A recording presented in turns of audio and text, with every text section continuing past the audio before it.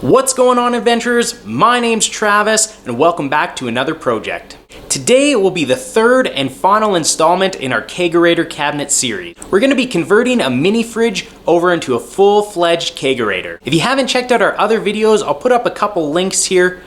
In our first video, we built this rustic Kegerator cabinet to house our kegerator, as well as a wine fridge and have a little bit of storage on the other side. This was a really cool project, something that you can do at home as a beginner to end up with a really cool cabinet. In the second video, we finished off our cabinet in a beautiful distressed wood finish. The entire cabinet is a matte white distressed wood. The tabletop, high gloss, lots of wood grain, lots of character. It turned out fantastic and fits perfect with the rustic style of our cabinet. Today, we're gonna be finally turning this Kegerator cabinet into a Kegerator cabinet by adding our kegerator. So today, I'm gonna take you through all the steps I'm taking to convert the mini fridge we've purchased over into a kegerator, installing the taps, installing the tower onto our cabinet, and getting this thing going. So right here are all the products you're going to need to build your kegerator. This is a Danby 4.4 mini fridge.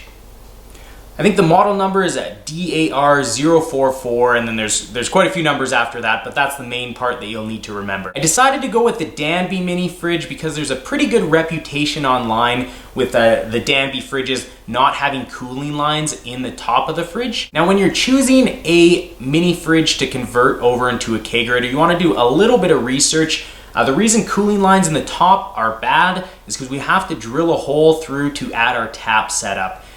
If there's coolant lines in there and you end up hitting one of them, you have a very expensive paperweight at that point. Your fridge will be dead and you'll just have to purchase another one. So the Danby 4.4 mini fridges have a good reputation of being able to fit two of these Corney kegs.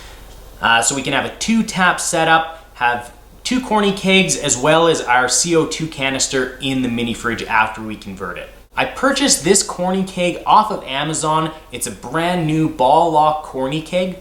You can actually buy these used. These are what Coke and Pepsi products used to come in, so there's quite a few of them out there. This was a pretty good deal, so I just decided to purchase brand new, then I wouldn't have any issues with it. All the rest of the stuff here you see is part of a kegerator conversion kit from KegCo. Again, I purchased this off Amazon. I think it worked out to being about $450, $500, but it comes with everything. It comes with your regulator, your tower, a drip tray, a CO2 canister, and then all the other lines and parts that you'll need to finish off this conversion. For the CO2 canisters, they do not ship with CO2 in them. They just can't ship them that way, so you have to find a supplier to get them filled. I guess lots of welding supply stores can do them. I actually found a party rental place that does food grade CO2, which is probably good because it's going to be going into beer. You're going to be consuming it. So it wasn't too bad. It was about $30 to get this 5-pound bottle filled. One tip that they gave me when you're getting your CO2 canister filled, they said to put it in the freezer before you bring it to them. This way they can get more CO2 into the bottle and get it as close to that 5 pounds as possible. Most places, you'll have to leave your CO2 canister for a couple hours or overnight. They were able to fill it as I waited, and I guess the only downside with doing that is they have a hard time getting it filled right up to capacity. So if you have a nice cold CO2 tank, they'll be able to fill it up right away and get as close to that 5 pounds as they can. I'll post a link to these products on Amazon. If you wanted, you could piece out all of the parts of this conversion kit yourself. When I started working it out, they were roughly around the same price, and I just wanted to make sure everything was compatible, it'll all match. So this KegCo kit seems to be really, really good. So the first step we need to do is gutting this fridge, taking all the shelves out. We don't really need them, so you can use them for something else or just discard them.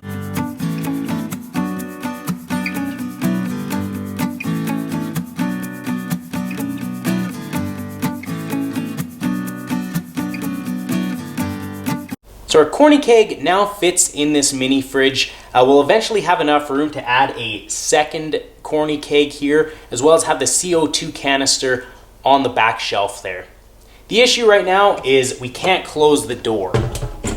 That's because of all these drink holders and this whole piece right here. So what we need to do is remove this piece from the fridge so that we can get the door closed. So the first step here is just simply removing this gasket here. So if you just start pulling on it, it should start coming out nice and easy.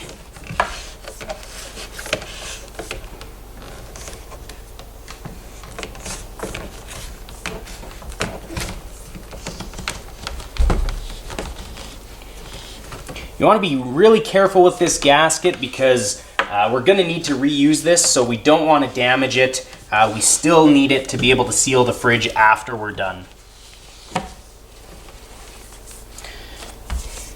Perfect, that's out. We can save that for later.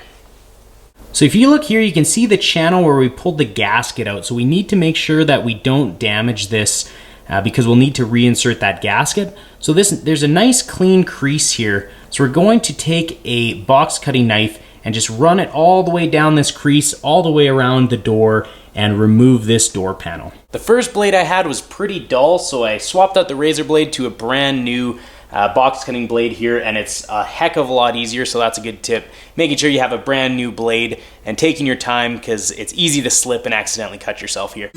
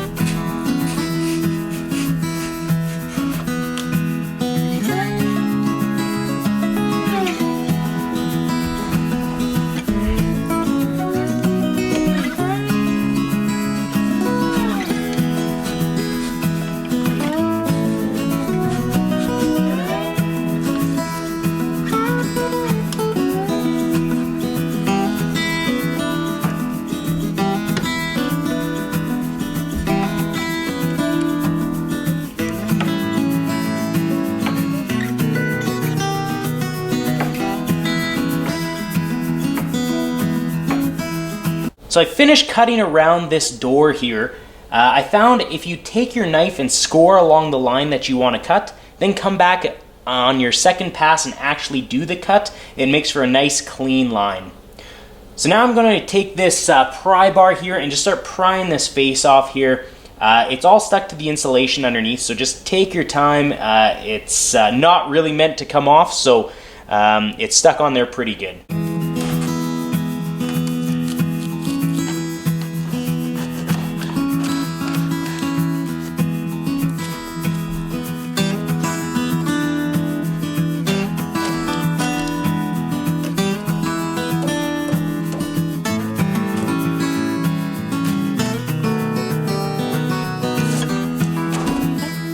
So with that panel removed, we can now close our kegerator. Once we add a second keg here, we may have to trim back some of this insulation to be able to have the door closed with two kegs in here.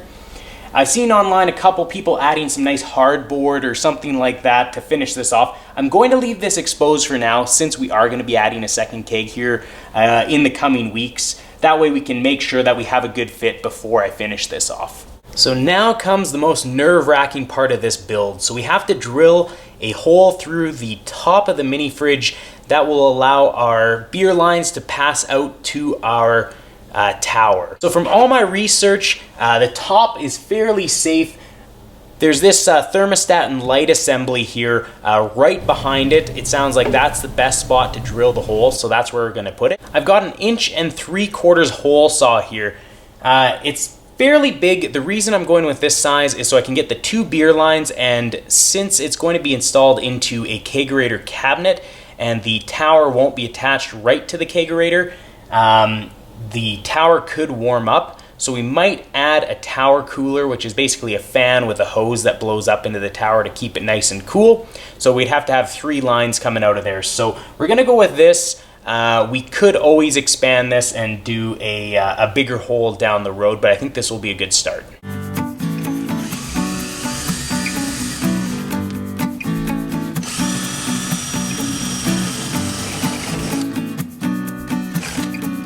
So I used the hole saw as a measurement on the inside just behind that light assembly and started drilling through, and I just used the center bit to drill through from the bottom. So now I have this nice pilot hole, so I'm going to start from the top and just drill straight down, and we should have our hole finished.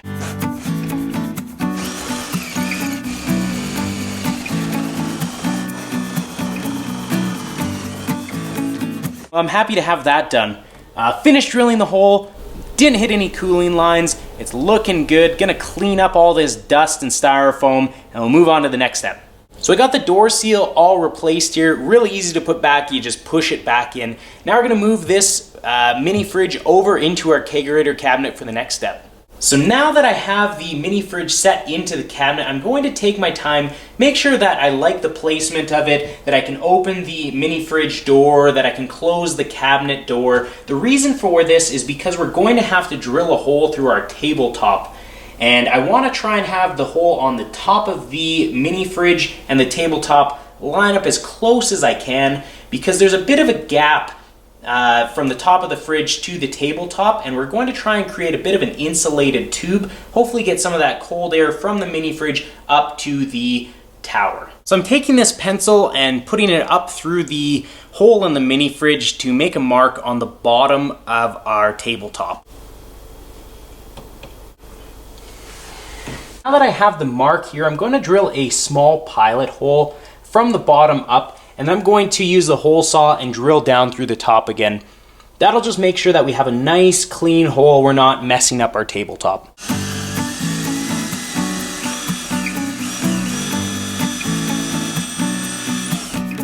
So now that I've got the pilot hole here, I'm going to use that same 1 3/4 inch hole saw to drill a hole down through our tabletop. It's really important before you do this, double check the size of your hole saw against your tap. The worst thing you could do would be to drill a bigger hole than what your tap tower would cover. So I double checked this, it's definitely smaller, so we're gonna drill this hole.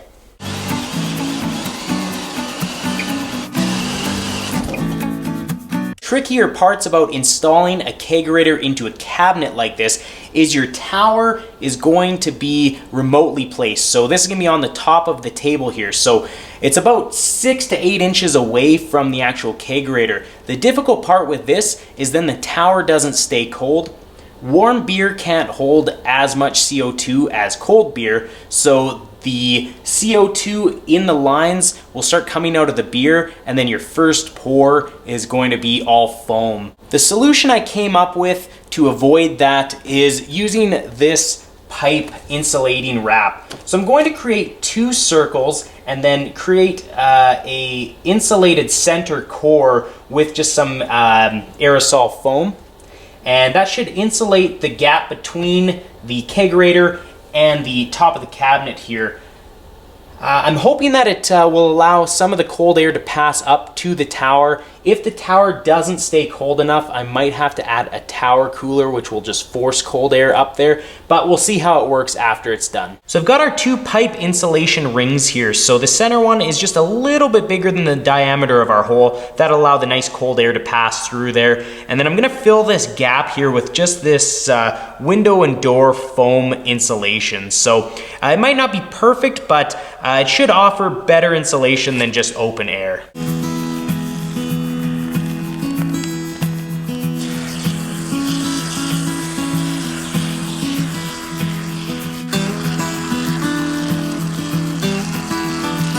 So I intentionally overfilled this here. There was a little bit of a gap still between the tabletop and the top of the pipe insulation here. So once this all hardens up, I'm gonna shave it all down and just have a nice custom fit. The bottom of this will get siliconed onto our kegerator, and then the top will just have a nice clean fit, so when that tabletop comes down, it sits nicely on the bottom of the tabletop. So we're gonna mount our tower now. So I went around, marked all the 4 holes. They have some provided hardware bolts that'll pass through. So I'm going to drill some pilot holes here and then get this thing mounted.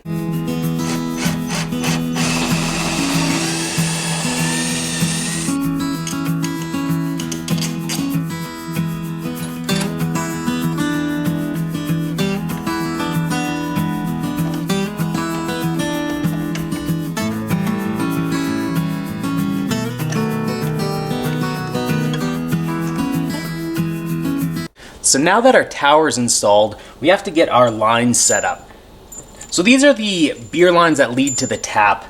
These threaded connectors aren't the correct connectors that we're going to need for our Corney keg.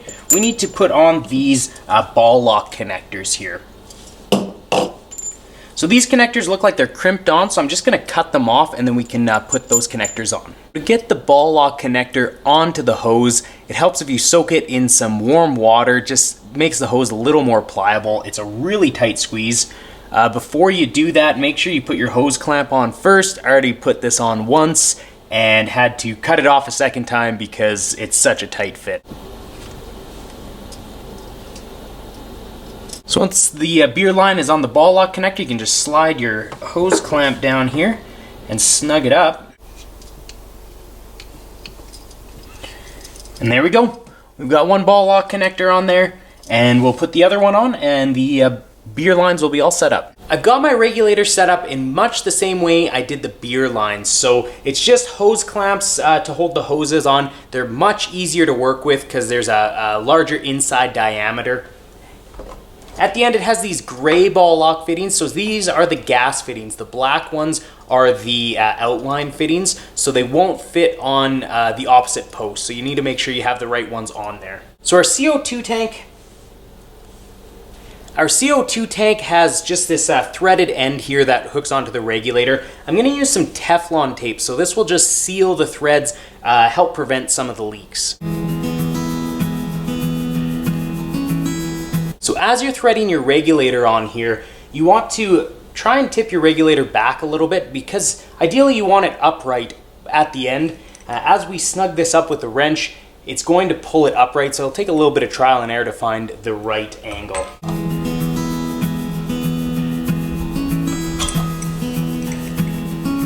So in this Corney keg, I filled it up with a batch of beer that I've had on the go for the past month now. So I took the whole thing apart, took the in and out lines off and sanitized the whole keg, and then I racked my beer into it.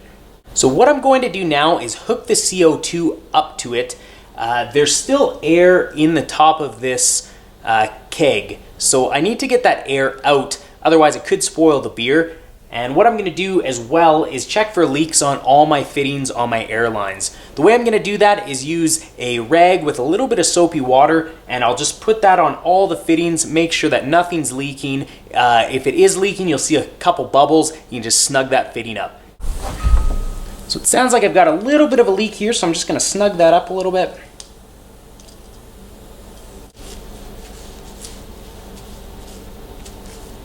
So it looks like all our lines here are ready to go, nothing's leaking. So what we're gonna do is burp the keg a couple times. So what that means is we're just gonna pull the pressure relief valve on the keg. What that's gonna do is that CO2 is gonna push all that air out and replace that void with only CO2.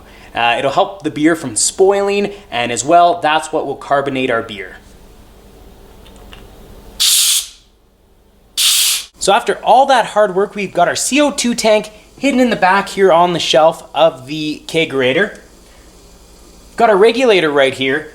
Our gas line is run and hooked up to our keg. So there's a couple different ways we can carbonate this keg.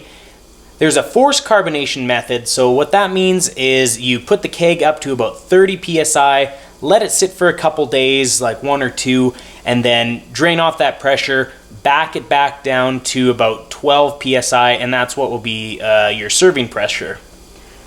The other method, and the method that we're going to use, is just a set it and forget it. So we're just going to set it at 12 psi in the fridge here, and we'll let it sit. It'll take a little bit longer, maybe about 7 days or so, but this beer will carbonate, it'll reach an equilibrium, and then it'll be fully carbonated and ready to go. I'm going to leave the tap lines unhooked for the time being.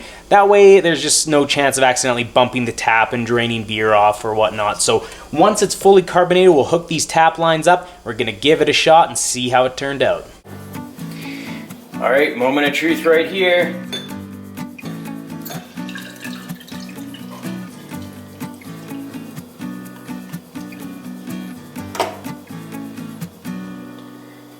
And there we go, beer on tap.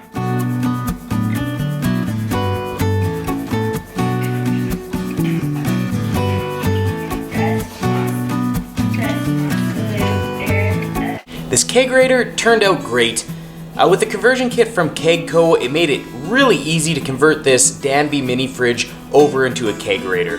I'll give you a quick walkthrough of the final product. So I've left all the insulation open on the door here. Once we put a second keg in, I might have to shave a little bit off, so I don't want to wall that off quite yet. We've got our 5-pound CO2 canister in the back. It's hooked up to our regulator. We have it set at about 10 psi. You can see the gas line from the regulator is hooked up to the in post on our keg, and then the outpost is hooked up to our beer line. For the other tap, I just have the 2 lines sitting in here. They're ready to go. This regulator has a dual shut off, so I can shut off this gas line. Once we get a second keg, we'll get this hooked up. So underneath the tabletop here, I've got what I've been calling our insulation cakes. So this is that pipe insulation that we filled with spray foam. It's all firmed up now. When it was only about half cured, I put it in here and then closed the tabletop, and this made a nice form on the mini fridge as well as the tabletop here. So this alone has actually been keeping the tower pretty cool. Haven't had any issues yet with beer foaming or anything, and the first pour out of the tower has been actually pretty cold, so I think we're just gonna leave it like this and maybe fill in some of the gaps, but it seems to be working pretty good. So there you go. Our Danby mini fridge is converted and installed into our Kegerator cabinet. Overall, converting this mini fridge didn't take that long. With having the right tools, products, and having the correct model of fridge, it went together really easy, and we got it installed into our Kegerator cabinet in probably only a couple hours. This is a fun, easy project that you can do at home, and it doesn't cost a heck of a lot. Buying all the parts for the conversion as well as the keg added up a little bit, but overall I think it cost around $600 with finding this mini fridge on our local buy and sell. I hope you enjoyed this video as well as the entire Kegerator Cabinet Build series. With this Kegerator cabinet being custom built for this, the mini fridge fit perfectly into it. It's nice and hidden, really nice clean look. All you see is the shining tower coming out of the tabletop. If you have any questions about this Kegerator conversion or the rest of the Kegerator cabinet, please post a comment below, and remember to like and subscribe. We really appreciate all the support. So thanks for joining me on this Kegerator conversion as well as the rest of the build, and we hope to see you back here again soon for another adventure project.